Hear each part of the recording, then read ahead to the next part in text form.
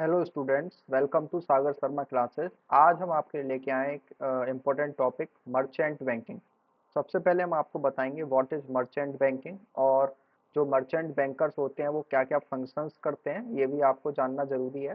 तो हम आपको डिटेल में सारी चीज़ें बताएंगे। तो सबसे पहले स्टार्ट करते हैं, मर्चेंट बैंकिंग होती क्या है। Merchant banking is an entity that performs different types of financial activities for its client. It does not provide and regular banking services to regular public. तो फर्स्ट ऑफ ऑल ये समझना जरूरी है, merchant banking और जो normal banking functions हैं वो दोनों ही डिफरेंट होते हैं। मर्चेंट बैंकर्स जो हैं वो काम किसके लिए करते हैं, जो बड़ी बड़ी कॉरपोरेट एंटिटीज होती हैं या जो हाई नेटवर्थ इंडिविजुअल्स हैं उनके लिए मर्चेंट बैंकिंग काम की जाती है।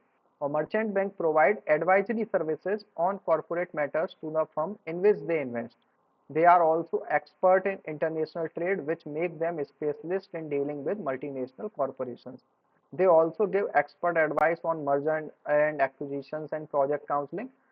Let's take an example. If there is two entities, A Limited and B Limited, if A want to acquire company B, and A can hire a merchant banker who will assist them in this acquisition process. So these are the works of the merchant banker. There are various types of merchant bankers. I will tell you.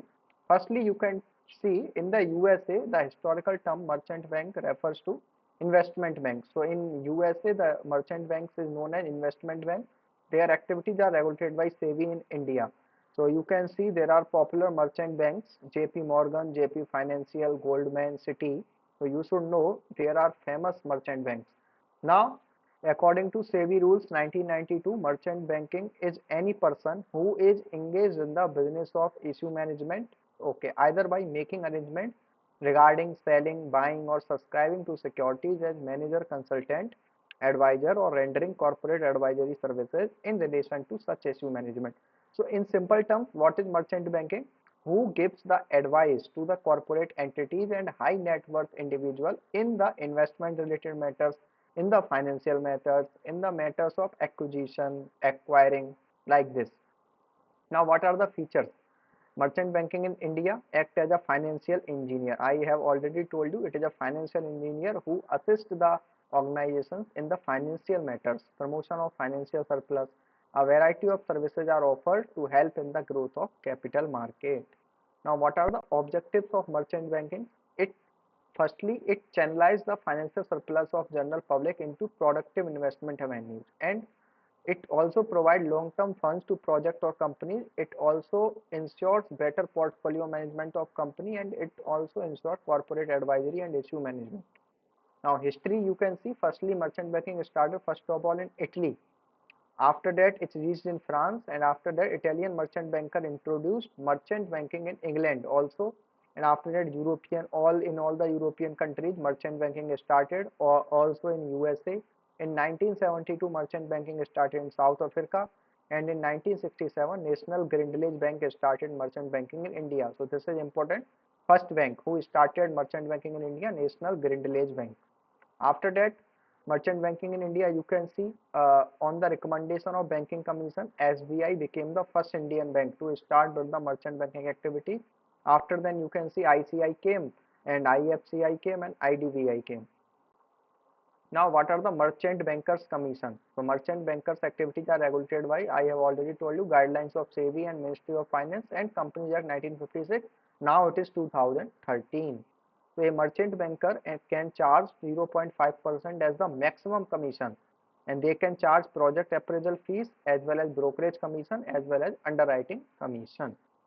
Now, what are the services of merchant banker? You can see there are four stages: business planning, equity raising, date raising, and strategic advice stage. So you can see at the business planning stage, merchant bankers provide project feasibility study and advise on capital structuring.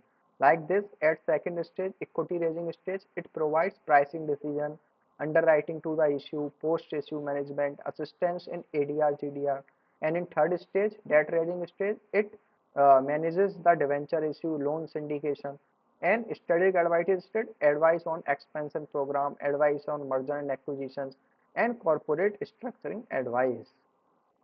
Now, what are the qualities of a good merchant bankers? It should have a leadership quality. It should have a aggressive action, attitude toward problem solving, and cooperation and friendliness.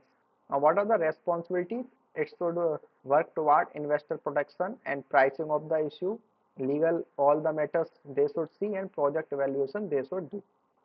Now, what are the guidelines of for merchant bankers? The merchant bankers should have a professional qualification like CA or CS, and should comply with the SEBI regulation and submit report accordingly. Proper fees should be collected by SEBI. Proper information should be given when instructed by SEBI, and merchant banker will be suspended if found violation of guidelines. Now, scope of merchant banking in India. So you can see entry of foreign investors, corporate restructuring, growth of new issue market, and innovation in financial instruments. These all are the reasons why the merchant banking is increasing day by day in India. Now you can see main merchant banking companies in India. In the public sector, Bank of Maharashtra, PNB, and IFCI, and in private, Axis, Kotak, and Yes Bank. These are the famous merchant banking companies.